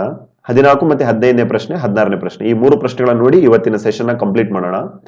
Which one of the following are the most important west flowing rivers of India? ಈ ಕೆಳಗಡೆ ಕೊಟ್ಟಿರುವಂತಹ ನದಿಗಳಲ್ಲಿ ಈ ವೆಸ್ಟ್ ಫ್ಲೋಯಿಂಗ್ ಅಂತಂದ್ರೆ ನಿಮ್ಗೆ ಗೊತ್ತಿರುತ್ತೆ, ಈ ಅರೇಬಿ ಸಮುದ್ರದ ಕಡೆಗೆ ಹೋಗುವಂತಹ ನದಿಗಳು ಯಾವ್ಯಾವು ಅಂತೇಳಿ ಕೇಳ್ತಾ ಇದ್ದಾರೆ. ಸೊ ಇಲ್ಲಿ ರೈಟ್ ಆಪ್ಷನ್ ಹೇಳೋದಾದ್ರೆ ಸೆಕೆಂಡ್ ಒನ್, ಕಾಳಿ ನದಿ, ನೇತ್ರಾವತಿ ನದಿ ಮತ್ತು ಅಘನಾಶಿನಿ, ಹಾಗೇನೆ ಶರಾವತಿ. ಈ ನದಿಗಳು ಏನಾಗುತ್ತೆ, ಏನು ವೆಸ್ಟರ್ನ್ ಘಾಟ್ ಅಲ್ಲಿ ಹುಟ್ಟೋದ್ರಿಂದ ಸೊ ಇವೆಲ್ಲವೂ ಎಲ್ಲಿ ಹೋಗುತ್ತೆ? ಒನ್ಸ್ ಅಗೇನ್ ಈ ಒಂದು ಅರೇಬಿಯನ್ ಸಿ ಅಲ್ಲಿ ಹೋಗುತ್ತೆ ನೋಡಿ ಆಸ್ಪಿರೆಂಟ್ಸ್. ಸೊ ಯಾವ ಅರೇಬಿಯನ್ ಸಿ ಕಡೆ ಹೋಗ್ತವೆ, ದಟ್ ಈಸ್ ಕಾಲ್ಡ್ ಈ ಒಂದು ಪಶ್ಚಿಮಕ್ಕೆ ಹರಿಯುವ ನದಿಗಳು ಅಂತೇಳಿ ಹೇಳ್ತಾರೆ. ಕಾಳಿ ನದಿ, ನೇತ್ರಾವತಿ ನದಿ, ಅಘನಾಶಿನಿ ನದಿ ಮತ್ತು ಶರಾವತಿ ನದಿಗಳು ಆಸ್ಪಿರೆಂಟ್ಸ್. ಹಾಗೇನೆ ಈಸ್ಟ್ ಫ್ಲೋಯಿಂಗ್ ರಿವರ್ಸ್ ಗಳು ಇದಾವೆ. ಯಾವ್ಯಾವು? ಕೃಷ್ಣ ಇರ್ಬೋದು, ತುಂಗಭದ್ರಾ ಇರ್ಬೋದು, ಸರಿನಾ, ಈ ನದಿಗಳು. ಹಾಗೇನೆ ಗೋದಾವರಿ ನದಿ ಇರ್ಬೋದು. ಇವೆಲ್ಲವೂ ಏನಾಗುತ್ತೆ? ಬೇ ಆಫ್ ಬೆಂಗಾಲ್ ಅಲ್ಲಿ ಹೋಗಿ ಮರ್ಜ್ ಆಗುತ್ತೆ. ಸೊ ವೆಸ್ಟ್ ಫ್ಲೋಯಿಂಗ್ ಯಾವುದು, ಈಸ್ಟ್ ಫ್ಲೋಯಿಂಗ್ ಯಾವುದು, ನೆನ್ಪಿಟ್ಕೊಳ್ಳಿ. ಹಾಗೇನೆ 15ನೇ ಪ್ರಶ್ನೆ ನೋಡೋಣ ಕನ್ನಡದಲ್ಲಿ. ಕೆಳಗಿನಗಳಲ್ಲಿ ಯಾವುದು ಸಂವಿಧಾನದ 73 ಮತ್ತೆ 74ನೇ ತಿದ್ದುಪಡಿಯ ಕಾಯ್ದೆಗಳ ಧ್ವನಿ ತಾರ್ಥವನ್ನ ಹೊಂದಿದಾವೆ ಅಂತೇಳಿ ಹೇಳ್ತಾ ಇದ್ದಾರೆ. ಸೊ ಇಂಗ್ಲಿಷ್ ಅಲ್ಲಿ ಹೇಳೋದಾದ್ರೆ, the following are the importance of 73rd and 74th amendment act constitutional status ಅಂತ ಹೇಳಿ ಕೇಳ್ತಾ ಇದಾರೆ. ಅಂದ್ರೆ 73 ಮತ್ತೆ 74ನೇ ತಿದ್ದುಪಡಿಯನ್ನ ಯಾಕೆ ಮಾಡಿದ್ರು ಅಂತ ಹೇಳಿ ಕೇಳ್ತಾ ಇದಾರೆ. ಇದು ಏನೇನು ಹೊಂದಿದಾವೆ ಅಂತ ಹೇಳಿ ಹೇಳ್ತಾ ಇದಾರೆ. ನೋಡಿ ಫ್ರೆಂಡ್ಸ್, 73ನೇ ತಿದ್ದುಪಡಿ ಬಹಳ ಇಂಪಾರ್ಟೆಂಟ್. ನಿಮ್ಮ PDO ಎಕ್ಸಾಮಿಗೂ ಇದು ಬಹಳ ಯೂಸ್ ಆಗುತ್ತೆ. 73ನೇ ತಿದ್ದುಪಡಿಯನ್ನ ಮಾಡಿ ಏನ್ ಮಾಡ್ತಾರೆ, 73ನೇ ತಿದ್ದುಪಡಿಯನ್ನ ಮಾಡಿ ಪಂಚಾಯತ್ ರಾಜ್ ವ್ಯವಸ್ಥೆಯನ್ನ ಏನ್ ಮಾಡ್ತಾರೆ, ಜಾರಿಗೆ ತರ್ತಾರೆ. ಪಂಚಾಯತ್ ರಾಜ್ ವ್ಯವಸ್ಥೆಯನ್ನ ಈ ಒಂದು 73ನೇ ತಿದ್ದುಪಡಿಯನ್ನ ಮಾಡಿ ಸಂವಿಧಾನಕ್ಕೆ ಪಂಚಾಯತ್ ರಾಜ್ ಏನು ಸಿಸ್ಟಮ್ ಇದೆ ಅದನ್ನ ಇಂಪ್ಲಿಮೆಂಟ್ ಮಾಡಲಾಗುತ್ತೆ. ಹಾಗೇನೆ 74th ಅಮೆಂಡ್ಮೆಂಟ್ ಏನಿದೆ ಇದನ್ನ ಯಾಕೆ ಮಾಡಿದ್ರು ಅಂತ ಹೇಳೋದಾದ್ರೆ, ಈ ಒಂದು municipality system in the urban areas of the India, municipality ನಗರಸಭೆಗಳು, ಪುರಸಭೆಗಳು ಅದನ್ನೆಲ್ಲವನ್ನ ಯಾವ ಒಂದು ಸಂವಿಧಾನದ ತಿದ್ದುಪಡಿಯಲ್ಲಿ ಮಾಡಲಾಯಿತು, 74ನೇ ತಿದ್ದುಪಡಿಯಲ್ಲಿ. 73ನೇ ತಿದ್ದುಪಡಿಯಲ್ಲಿ ಗ್ರಾಮೀಣ ಭಾಗದಲ್ಲಿ ಪಂಚಾಯತ್ ರಾಜ್ ವ್ಯವಸ್ಥೆಯನ್ನ ಜಾರಿಗೆ ತರೋದಿಕ್ಕೆ. ಸೊ ಇದರಿಂದ ಏನಾಯ್ತು, ಸ್ಥಳೀಯ ಸರ್ಕಾರ ರಚನೆ ಆಯಿತು. So number 1 option is the right. ರಾಷ್ಟ್ರೀಯ ಮಟ್ಟದಲ್ಲಿ ಸ್ಥಳೀಯ ಸರ್ಕಾರಗಳ ಏಕರೂಪ ಮಾದರಿಯನ್ನು ಹೊಂದಿದಾವೆ. ಹೌದು. ಏನಂತ ಹೇಳ್ತಾರೆ, ಲೋಕಲ್ ಗವರ್ನಮೆಂಟ್ ಗೆ ಏನಾಯ್ತು, ಒಂದು ಪ್ಯಾಟರ್ನ್ ಒಂದು ನ್ಯಾಷನಲ್ ಲೆವೆಲ್ ಅಲ್ಲಿ ಒಂದೇ ರೀತಿಯ ಪ್ಯಾಟರ್ನ್ ರಚನೆ ಮಾಡಲಾಯಿತು. ಸ್ಥಳೀಯ ಸರ್ಕಾರವನ್ನು ಒಂದು ವಿಷಯ ಎಂಬುದಾಗಿ ಕಾನ್ಕರೆಂಟ್ ಲಿಸ್ಟ್ ಅಲ್ಲಿ, ಸಮವರ್ತಿ ಪಟ್ಟಿಯಲ್ಲಿ ಸೇರಿಸಲಾಯಿತು. ಸರಿನಾ? ಹಾಗೇನೆ ಸ್ಥಳೀಯ ಸರ್ಕಾರಗಳಿಗೆ ಕಾನೂನು ಮತ್ತೆ ನೀತಿಗಳನ್ನು ಸಿದ್ಧಪಡಿಸಲು ಹೊಸ ವಿಷಯಗಳಿಗೆ ಆಯ್ತಾ, ಇಷ್ಟೇ ಅಲ್ಲದೆ ಹೊಸ ಹೊಸ ವಿಷಯಗಳನ್ನು ಸಹ ಅವುಗಳಿಗೆ ನೀಡಲಾಗಿದೆ. ಹೌದು. ಸೊ ಮೇಲಿನ ಎಲ್ಲಾ ಆಪ್ಷನ್ಸ್ ಗಳು ಏನಾಗುತ್ತೆ, ಇಲ್ಲಿ ರೈಟ್ ಆಪ್ಷನ್ ಆಗುತ್ತೆ. ನೋಡಿ, ಮೊದಲನೇದಾಗಿ ಸ್ಥಳೀಯ ಸರ್ಕಾರಗಳು ರಚನೆ ಆಯಿತು. 73ನೇ ತಿದ್ದುಪಡಿಯಲ್ಲಿ ಗ್ರಾಮೀಣ ಪಂಚಾಯತ್ ರಾಜ್ ವ್ಯವಸ್ಥೆ, ಹಾಗೆಯೇ 74ರಲ್ಲಿ ಈ ಅರ್ಬನ್ ಲೋಕಲ್ ಬಾಡೀಸ್ಗಳು ಅಥವಾ ಮುನ್ಸಿಪಾಲಿಟಿಗಳ ರಚನೆ ಆಗುತ್ತೆ. ಸೊ ಇವೆರಡು ಏನ್ ಮಾಡುತ್ತೆ ಅಂತೇಳಿ ನಿಮ್ಗೆಲ್ಲ ಗೊತ್ತಿರುತ್ತೆ. ಸೊ ನೋಡ್ತಾ ಇರ್ಬೋದು. ಸೊ ಮೇಲಿನ ಎಲ್ಲವೂ. ಸೊ ಈ ಒಂದು ಸೆಷನ್ ನ ಕೊನೆಯ ಪ್ರಶ್ನೆನ ನೋಡಿ ಈ ವಿಡಿಯೋನ ಮುಗಿಸ್ತಾ ಇದ್ದೇವೆ. ಓಕೆ ಫ್ರೆಂಡ್ಸ್, ಈಗ 16ನೇ ಪ್ರಶ್ನೆನ ನೋಡೋಣ. ಈ ಕೆಳಗಿನ ಯಾವುದನ್ನ ಸಂವಿಧಾನದ 91ನೇ ತಿದ್ದುಪಡಿ ಕಾಯ್ದೆಯು ಹೇಳ್ತಾ ಇದೆ? ಸೊ 91st ಅಮೆಂಡ್ಮೆಂಟ್ ಯಾಕೆ ಮಾಡಿದ್ರು ಅಂತ ಹೇಳಿ ಕೇಳ್ತಾ ಇದ್ದಾರೆ. ಸೊ 91st ಅಮೆಂಡ್ಮೆಂಟ್ ನೋಡಿ ಫ್ರೆಂಡ್ಸ್, ಪ್ರಧಾನಮಂತ್ರಿಯವರನ್ನು ಒಳಗೊಂಡಂತೆ ಕೇಂದ್ರ ಮಂತ್ರಿಮಂಡಲ ಇದೆ ಅಲ್ವಾ, ಅದರ ಗಾತ್ರ, ಅದರ ಸೈಜ್ ಎಷ್ಟಿರಬೇಕು, ಮಿನಿಮಮ್ 15% ನ ಮೀರಬಾರದು ಅಂತೇಳಿ ಹೇಳ್ತಾ ಇದ್ದಾರೆ. ಸೊ ಮಂತ್ರಿಮಂಡಲ ವಿಸ್ತರಣೆ ಅಂತ ಹೇಳಿ ನೀವೆಲ್ಲ ಕೇಳಿರ್ತಾರೆ ನ್ಯೂಸ್ ಪೇಪರ್ಗಳಲ್ಲೆಲ್ಲ. ಸೊ ಅದು 15% ಮೀರಬಾರದು ಅಂತ ಹೇಳಿ ಇಲ್ಲಿ ನ್ಯಾಷನಲ್ ಲೆವೆಲ್ ಅಲ್ಲಿ 15% ಗಿಂತ ಜಾಸ್ತಿ ಇರಬಾರ್ದು. ಎಷ್ಟು ಮಂತ್ರಿಗಳು ಇರ್ತಾರೆ ಅವರು ಇಡೀ ಎಷ್ಟು 545 ಜನ ಇರ್ತಾರಲ್ವಾ, ಅದರ 15% ಇರಬೇಕು ಅಂತೇಳಿ ಇಲ್ಲಿ ಸ್ಪಷ್ಟವಾಗಿ ಹೇಳ್ತಾ ಇದ್ದಾರೆ ಫ್ರೆಂಡ್ಸ್. ಹಾಗೇನೆ ಮುಖ್ಯಮಂತ್ರಿಯವರನ್ನು ಒಳಗೊಂಡಂತೆ ರಾಜ್ಯ ಮಂತ್ರಿಮಂಡಲದ ಗಾತ್ರವು ಸಹ 15% ಅನ್ನ ಮೀರಬಾರದು. ಎಲ್ಲಿ? ರಾಜ್ಯಗಳಲ್ಲಿ. ಸೊ ಇವೆರಡನ್ನ ಹೇಳಿರುವಂತಹ ಒಂದು ತಿದ್ದುಪಡಿ ಯಾವುದು? 91ನೇ ತಿದ್ದುಪಡಿ ಕಾಯ್ದೆ ಆಸ್ಪಿರೆಂಟ್ಸ್. ಸೊ 1 ಮತ್ತು 2 ಏನಾಗುತ್ತೆ ಇಲ್ಲಿ ರೈಟ್ ಆಪ್ಷನ್ ಆಗುತ್ತೆ ನೋಡಿ ಆಸ್ಪಿರೆಂಟ್ಸ್, 1 ಮತ್ತು 2.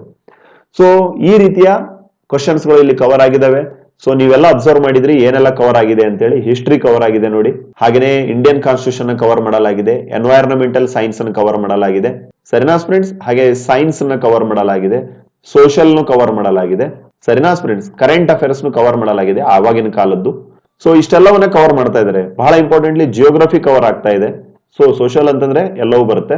ಸರಿನಾ? ನೆಕ್ಸ್ಟ್ ವಿಡಿಯೋಗಳಲ್ಲಿ ಈ ಉಳಿದಿರುವಂತ ಕ್ವಶನ್ ನಂಬರ್ 17ರಿಂದ ಉಳಿದಂತ ಕ್ವಶನ್ಸ್ 15 ಕ್ವಶನ್ಸ್ ಗಳನ್ನ ನಾವು ತಗೊಳ್ತಾ ಇದ್ದೇವೆ. ಸೊ ಹಾಗಾಗಿ ಚಾನಲ್ ನ ಸಬ್ಸ್ಕ್ರೈಬ್ ಮಾಡ್ಕೊಳ್ಳಿ. ಅಂಡ್ ಆಯ್ತಾ, ಇದರ ಒಂದು ಗುಟ್ಟು ಕಮರ್ಷಿಯಲ್ ಟ್ಯಾಕ್ಸ್ ಇನ್ಸ್ಪೆಕ್ಟರ್ ನ ಕ್ವಾಲಿಫೈ ಮಾಡ್ಕೊಳ್ಳೇಬೇಕು ಅಂತಂದ್ರೆ ಒಂದು ಗುಟ್ಟು ಹೇಳ್ತಾ ಇದೀವಿ ನೋಡಿ. ನಿಮಗೆ 35 ಕ್ವಶನ್ಸ್ ಗಳು ಡೈರೆಕ್ಟ್ ಆಗಿ ಎಲ್ಲಿಂದಾನೇ ಬರ್ತವೆ? ಪಠ್ಯ ಪುಸ್ತಕಗಳಿಂದನೇ ಬರ್ತವೆ. ಪಠ್ಯ ಪುಸ್ತಕ ಅಂದ್ರೆ ಏನು? ಟೆಕ್ಸ್ಟ್ ಬುಕ್ ಗಳಿಂದನೇ ಬರ್ತವೆ. ಸೊ ನಿಮಗೆ ಬೇಕು ಅನ್ನೋದಾಗಿತ್ತು ಅಂತಂದ್ರೆ ಸಮಾಜ, that means geography, history, political science, ಹಾಗೇನೆ ಎಕನಾಮಿಕ್ಸ್, ಹಾಗೇನೆ ಫಿಸಿಕ್ಸ್, ಕೆಮಿಸ್ಟ್ರಿ, ಬಯಾಲಜಿ, NCERT ಪುಸ್ತಕಗಳನ್ನ ಮಾಡಿ ಅಪ್ಲೋಡ್ ಮಾಡಿ ಅನ್ನೋದಾಗಿತ್ತು ಅಂತಂದ್ರೆ, ನಿಮ್ಮ ಸಹಕಾರ ಇತ್ತು ಅನ್ನೋದಾಗಿತ್ತು ಅಂತಂದ್ರೆ ಖಂಡಿತವಾಗಿಯೂ ಇಡೀ NCERT ಪುಸ್ತಕ ಏನಿದೆ 5ನೇ ಕ್ಲಾಸಿಂದ 10ನೇ ತರಗತಿಯವರೆಗೆ, ಸಾಧ್ಯ ಆದ್ರೆ 12ನೇ ತರಗತಿಯವರೆಗೆ ಸಮಾಜ ಮತ್ತು ವಿಜ್ಞಾನ ಇಡೀ ಪಠ್ಯ ಪುಸ್ತಕವನ್ನ ನಿಮಗೋಸ್ಕರ ನಾವು ವಿಡಿಯೋ ಮಾಡಿ ಅಪ್ಲೋಡ್ ಮಾಡ್ತೇವೆ. ಸೊ ನಿಮಗೆ ಬೇಕು ಅನ್ನೋದಾಗಿತ್ತು ಅಂತಂದ್ರೆ ಕಮೆಂಟ್ ಸೆಕ್ಷನ್ ಅಲ್ಲಿ ಕಮೆಂಟ್ ಮಾಡಿ ತಿಳಿಸಿ. ಸೊ ನಮ್ಗೆ ಗೊತ್ತಾಗುತ್ತೆ. ಸರಿನಾ? ಹಾಗೆ ಈ ವಿಡಿಯೋಗೆ ಲೈಕ್ ಮಾಡಿ. ಸೊ ನಮ್ಗೆ ಗೊತ್ತಾಗುತ್ತೆ ದಟ್ ನಿಮಗೆ ಈ ಒಂದು NCERT ಪಠ್ಯ ಪುಸ್ತಕಗಳನ್ನ, ಇಂಪಾರ್ಟೆಂಟ್ ಅಂಶಗಳನ್ನ ಕಮರ್ಷಿಯಲ್ ಟ್ಯಾಕ್ಸ್ ಇನ್ಸ್ಪೆಕ್ಟರ್ಗೆ ಪಾಠ ಮಾಡಬೇಕು ಅಂತ ಹೇಳಿ. ಸೊ ಇಷ್ಟೆಲ್ಲ ಟಾಪಿಕ್ಸ್ ಗಳ ಮೇಲೆ ಇವತ್ತಿನ ಒಂದು ಹಿಸ್ಟ್ರಿ ಆಗಿರ್ಬೋದು, ಎಕನಾಮಿಕ್ಸ್ ಆಗಿರ್ಬೋದು, IC, Indian Constitution, science, social, current affairs ಇದನ್ನೆಲ್ಲವನ್ನ ಕವರ್ ಮಾಡಿದ್ದಾರೆ ನೋಡಿ. ಸರಿನಾ? ನೆಕ್ಸ್ಟ್ ವಿಡಿಯೋಗಳಲ್ಲಿ ಕ್ವಶನ್ ನಂಬರ್ 17ರಿಂದ ಇನ್ನು ಉಳಿದಂತ 15 ಕ್ವಶನ್ ನಾವು ಕವರ್ ಮಾಡ್ತಾ ಇದ್ದೇವೆ. ಐ ಹೋಪ್ ನಿಮಗೆ ಈಗ ಗೊತ್ತಾಗ್ತಾ ಇದೆ ಯಾವ ರೀತಿಯ ಪ್ರಶ್ನೆ ಪತ್ರಿಕೆ GK ಅನ್ನು ಓದ್ಕೋಬೇಕು ಅಂತ ಹೇಳಿ. ನೆಕ್ಸ್ಟ್ ವಿಡಿಯೋದಲ್ಲಿ ಉಳಿದಂತಹ ಎಲ್ಲಾ ಕ್ವಶನ್ಸ್ ಗಳನ್ನ ಡಿಸ್ಕಸ್ ಮಾಡೋಣ friends. Thank you for listening. Channel ನ ಸಬ್ಸ್ಕ್ರೈಬ್ ಮಾಡ್ಕೊಳ್ಳಿ. God bless you all.